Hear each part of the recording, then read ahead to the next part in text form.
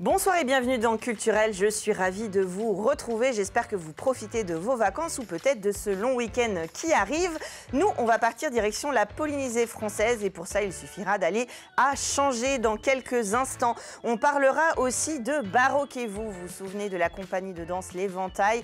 On va en parler tout à l'heure de baroque, justement, de danse, mais pas que.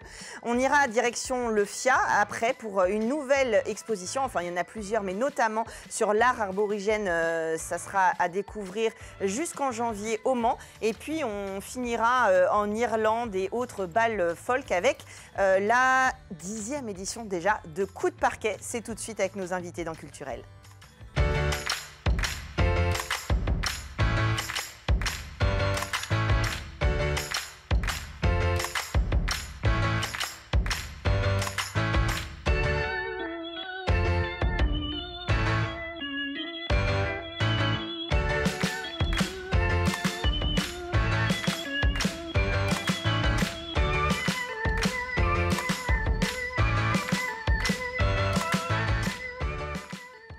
Direction donc la Polynésie française, c'est le pays qui a été choisi pour le festival Changer d'air. C'est du 7 au 16 novembre prochain. Pauline Capoun, bonsoir. Bonsoir. Vous êtes coordinatrice au centre culturel et socioculturel Le Rabelais à Changer, donc. Et vous êtes venue avec Marc Liger, bonsoir. Bonsoir. Vous êtes l'un des bénévoles du centre et organisateur donc aussi de cet événement. Alors chaque année, depuis plus de 30 ans, c'est marqué là sous mes yeux, déjà plus de 30 ans, on change d'air justement à Changer et on va découvrir de nouvelles cultures. Et là, cette année, c'est la Polynésie française. Alors évidemment, je vais vous demander comment vous choisissez vers où on va chaque année. Et bien justement, c'est un travail avec les bénévoles de la commission culture où on se réunit en début d'année, enfin souvent l'année précédente, ça nous laisse plus de temps pour réfléchir et tout ça. Et on se dit, allez, où est-ce qu'on s'en va, qu'est-ce qu'on fait? Donc on essaye d'être cohérent, de ne pas faire 2 années de suite des pays qui seraient trop proches les uns des autres. Oui, pas 2 années en Afrique, 2 années en Asie. Oui, voilà, c'est ça. Là, on sortait de l'Angleterre l'année dernière, on se dit, oh, on veut une destination soleil quand même, donc voilà. Et est-ce que l'actualité ou peut-être la vie de chacun influence un petit peu aussi sur le choix des pays? Parfois, oui, on évite de rentrer sur des pays où il y a des sujets sensibles, comme aujourd'hui les conflits dans le monde, quoi. Oui, effectivement. D'accord. Parce que là, il y a quand même des sujets très, très forts. Alors, évidemment, comme dès la soirée d'ouverture, et puis la majeure partie, c'est quand même des choses plutôt... C'est du soleil qui arrive à changer, hein, avec de la danse, des dégustations, etc. Ça tourne beaucoup autour, justement, de la danse et d'instruments de musique un peu différents d'habitude. Justement, cette construction, comment vous choisissez les événements, ce qui va se passer pendant le festival? On commence toujours par faire une espèce de grande tempête d'idées avec plein de post-it. On fait beaucoup de réunions de post-it. Où voilà, à quoi ça vous fait penser? Alors des fois, ça peut même être des choses, je leur dis, hein, même si dans un premier temps, vous ne voyez pas le rapport avec, mais voilà, quand je vous dis Polynésie française, à quoi vous pensez? Et donc on a tous ces post-it, et puis on fait des regroupements, et puis après, c'est aussi des choses où on se dit ça, on veut absolument le traiter, ou aussi des opportunités, tiens, je connais machin, ou je peux faire intervenir... Oui, parce que j'ai pas vu de plongée, moi je pense plonger quand je pense à la Polynésie française, voyez. Ouais, c'est vrai que dans le lac de Changer, au mois de novembre... Ouais, c'est bof, c'est bof. Alors, mais peut-être dans la déco. Ah ouais, alors c'est ça, parce qu'il y a une expo en même temps, enfin voilà, c'est vraiment tout le centre Rabelais est modifié à l'image du thème. Il y a même une soirée, je ne sais plus laquelle, où il y a un marché polynésien. Donc l'idée, c'est de voir des spectacles, de faire des rencontres, des ateliers, mais aussi voilà, de découvrir ce qu'on y mange, ce qu'on y fait, les loisirs de tout à chacun là-bas. Les tatouages, par exemple. Oui, c'est ça. Alors, c'est vrai que la Polynésie, il y a une grande culture du tatouage dans ce pays-là. Et c'est pas du tout la même que chez nous, en fait. Ça n'a pas du tout la même signification. Non, pas du tout. Et ça, du coup, on l'abordera le dimanche. On a un atelier autour du tatouage. Donc, avec des démonstrations. Le 10 novembre. Ouais, c'est ça. Démonstration. Puis aussi, il y aura un petit historique, en fait, le pourquoi et quelle importance a le tatouage dans la culture polynésienne. Alors, pour se donner un peu une idée, je parle du tatouage. Il y aura aura aussi un atelier de tressage qui est très présent et un atelier de bien-être parce qu'il y a quelqu'un qui a dû marquer Monoï sur son post-it, je pense. C'est ça. Complètement. Complètement. Oui, bah, c'est vrai que le festival, c'est à la fois, comme vous le disiez, des moments de fête et de musique. Et beaucoup de danse cette année parce que c'est représentatif de la culture, mais aussi on aime bien que les gens puissent pratiquer parce que pour le coup ils deviennent vraiment acteurs de l'action, et puis des sujets plus profonds, j'ai envie de dire, parce qu'on n'a pas envie non plus de montrer que ce que les gens, que l'image qu'ont les gens de cette culture aussi. Alors justement, il y a des petites, alors la plupart se passent au Centre Ablay à Changé, et par exemple le 12 novembre au Cinéaste, on peut aller voir Pacifiction, qui est justement sur les essais nucléaires en Polynésie. Et puis après, vous avez une rencontre conférence dédicace avec Patrice Beaurevers sur cet héritage-là et cette reconnaissance des essais nucléaires en fait en Polynésie française. Oui, tout à fait. Le lendemain, la conférence qui reviendra là-dessus. Donc c'est vrai qu'on commence avec le film pour donner quelques informations, quelque chose de peut-être plus léger que la conférence le lendemain qui risque d'être un peu plus costaud. Mais c'est important pour nous aussi de montrer ces faces-là en fait de la culture cette année de la Polynésie française, mais ça a été pour l'Angleterre, ça le sera pour les prochaines destinations en fait. Oui, c'est ça. Il n'y a pas que l'aspect festif, il y a aussi peut-être l'occasion de s'interroger, sachant qu'en plus là, on est sur la Polynésie française, donc on se sent un petit peu concerné quand même quand on relit ça. Complètement, ça fait partie de l'histoire, il ne faut pas le négliger, c'est clair. Il faut le reconnaître, ou en tout cas en étudier. Il y a aussi des spectacles jeunes enfants, comme le 11 novembre, La légende du cocotier, avec, donc c'est à partir de 5 ans, avec justement des comptines, la culture populaire, jeune public qu'il peut y avoir en Polynésie. Oui, c'est vrai que la Polynésie, c'est un peuple aussi de beaucoup de contes et de légendes. Et donc là, Céline Ripoll, qui est bordelaise, a vécu 30 ans dans les îles polynésiennes. Donc elle est revenue en France avec toutes ses contes et légendes et elle en propose maintenant des spectacles jeunes publics. Ouais, il y a beaucoup de culture orale, donc c'est autant en profiter. Elle est très très forte en Polynésie. Alors on va découvrir plein de choses, parce que la soirée d'ouverture, on va pouvoir danser, des dégustations, etc. Et puis le lendemain, le 8 novembre déjà, on a 2 concerts. Et alors moi, j'apprends des trucs. Par exemple, j'apprends que sur scène, il va y avoir le PU, alors je ne sais pas comment ça se prononce, ou le PU, qui est le plus grand coquillage du Pacifique. Donc moi, je lis ça dans le résumé du concert, ça m'interloque. Oui. Et c'est aussi découvrir les instruments, en fait. C'est vrai que c'est beaucoup d'ethnies et de peuples qui amènent leurs instruments et leur façon à eux de faire de la musique. C'est ça. Alors, on connaît un peu mieux le ukulélé. Il y a aussi des choses qui sont faites avec les arbres, bien sûr, les coquillages.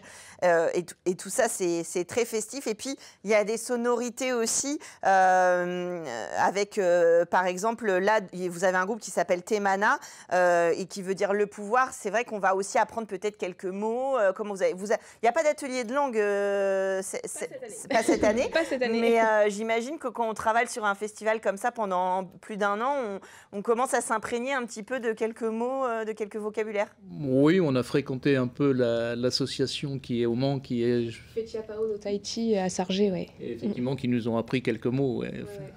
Et d'ailleurs, il y aura une projection après le festival à Sargé pour, j'imagine, continuer ce partage-là. Ça peut être l'occasion aussi de trouver des gens qui ont les mêmes centres d'intérêt. Si vous êtes passionné par la Polynésie française ou le voyage, ou que vous avez envie de pratiquer l'un des arts qu'on va pouvoir découvrir pendant ce festival. Donc, il y aura aussi des stages de chant et de danse si on a envie justement de pratiquer. Ouais.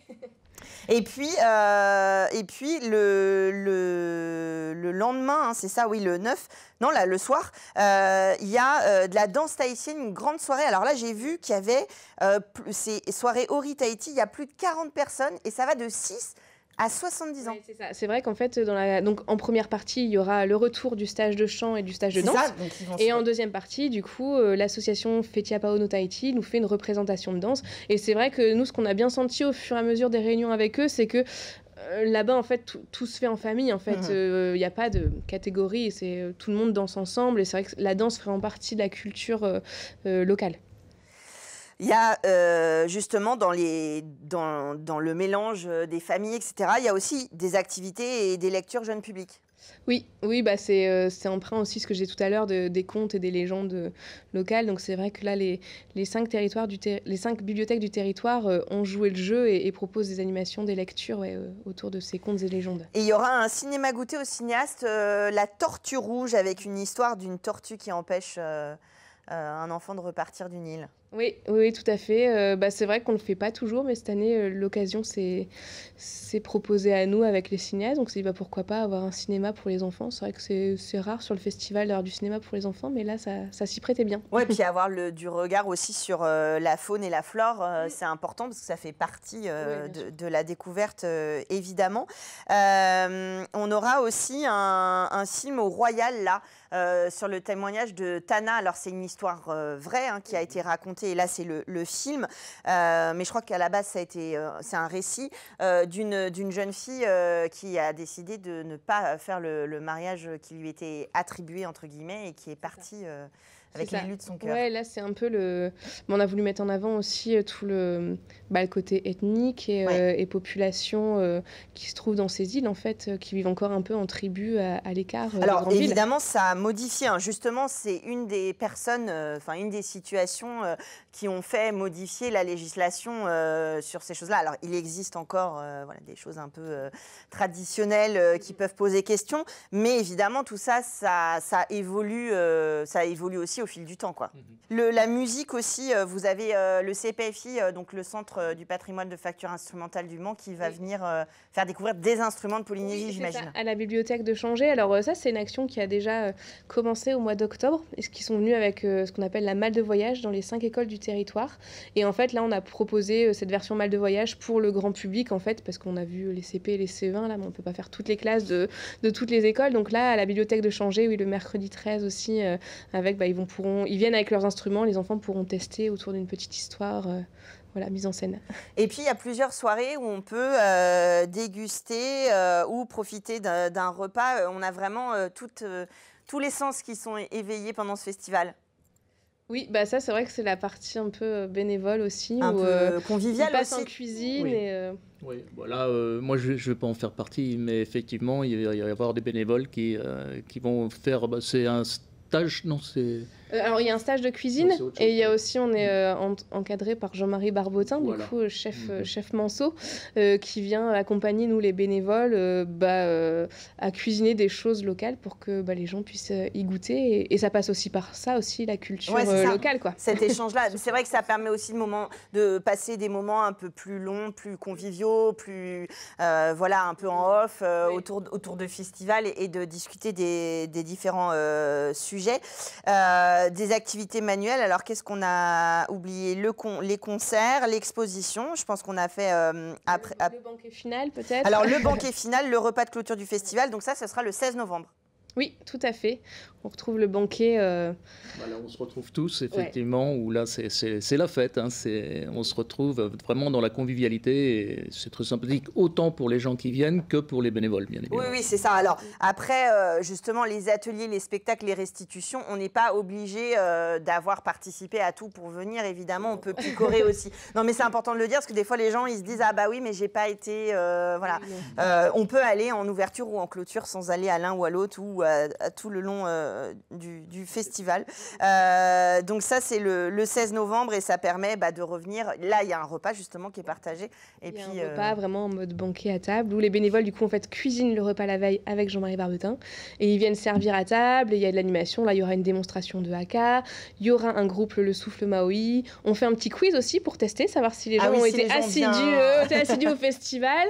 Et on fait un retour en images sur le festival aussi. C'est vrai que c'est une grande fête aussi pour nous. On est dans un sentiment de tout ce travail pendant un an et en fait c'est déjà fini.